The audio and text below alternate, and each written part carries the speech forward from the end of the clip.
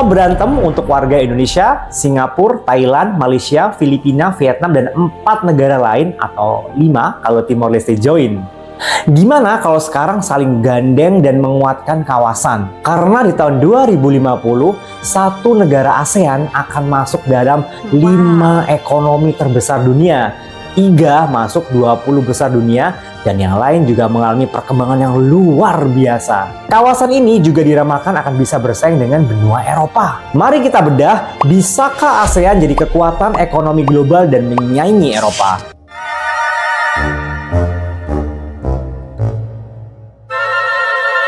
ASEAN adalah region yang berkembang dengan cepat, namun sering dipandang sebelah mata. Region ini diperkirakan akan menyaingi Eropa meskipun jumlah negara di ASEAN hanya 10, sementara di Eropa punya 27 negara. Salah satu kunci sukses dari ASEAN adalah populasi yang besar, yaitu 600 juta, sedangkan EU atau Eropa hanya memiliki 448 juta, dan dengan demografis yang menua. Berbeda dengan ASEAN yang memiliki populasi yang muda. Ditambah dengan populasi yang terus bertambah dan juga posisi geopolitik yang strategis dan juga menguntungkan. Tapi sebelumnya mari kita bedah dulu ya. Apa sih ASEAN dan apa sih EU? Siapa tahu masih ada yang bingung. ASEAN pasti sudah familiar ya untuk kita. Ada 10 negara, Indonesia, Malaysia, Singapura, Filipina, Thailand, Vietnam, Kamboja, Laos, Myanmar, dan Brunei, dan didirikan di tahun 1967 dengan tujuan mempromosikan pertumbuhan ekonomi, kemajuan sosial, dan juga stabilitas kawasan. EU atau European Union adalah persatuan politik dan ekonomi yang berdiri pada tahun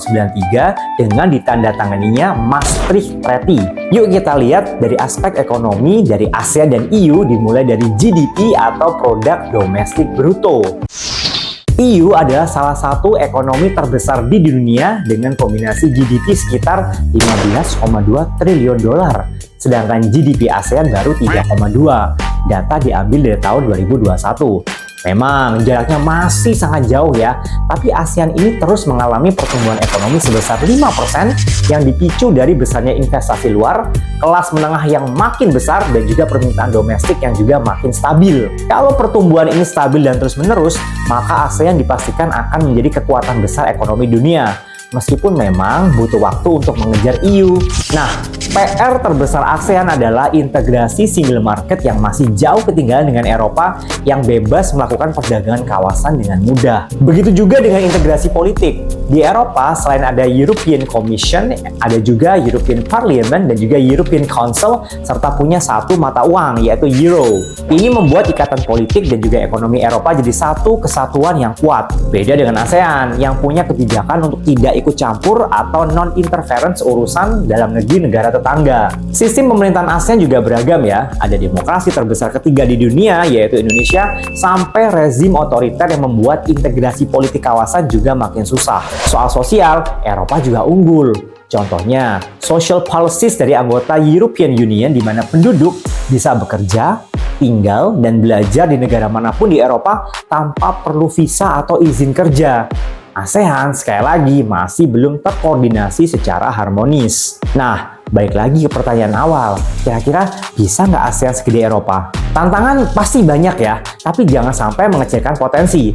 Menurut Arsyad Rashid, Asian Business Advisory Council Chairperson, ASEAN ini berpotensi untuk menjadi new China untuk urusan supply chains. Jika Eropa cenderung mengalami stagnasi, apalagi setelah Inggris keluar, maka Asia Tenggara ini sedang dalam trajektori yang naik. Populasi yang muda ini didukung oleh Indonesia yang merupakan salah satu negara dengan penduduk muda paling banyak di dunia dalam 1-2 dekade ke depan. Penduduk muda berarti produktivitas, berarti pendapatan yang lebih besar, berarti belanja dan ekonomi yang bergerak dengan lebih cepat. Asian Economic Community atau AEC yang diharapkan bisa mempromosikan single market juga akan berperan penting untuk membuat ekonomi kawasan yang sering tidak dilirik ini jadi salah satu kawasan terbesar di dunia dan membuat investasi asing makin banyak datang. Kalau kamu bisa lirik channel Growth of Fact Finder dengan menyalakan tombol notifikasi dan subscribe channel kita.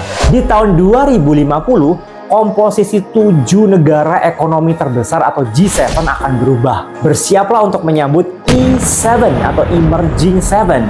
Brasil, China, India, Meksiko, Rusia, Indonesia dan Turki yang akan mendominasi dunia.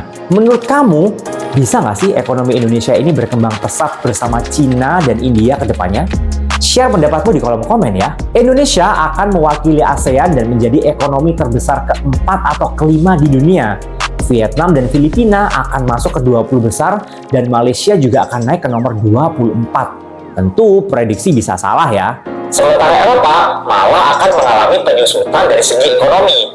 Semua prediksi ini bisa terjadi asal semua negara di kawasan menjaga stabilitas dan mendorong integrasi di antara semua negara anggotanya. Asia Tenggara yang selama ini mungkin dipandang sebelah mata dalam 20-25 tahun ke depan akan menjadi spotlight dunia.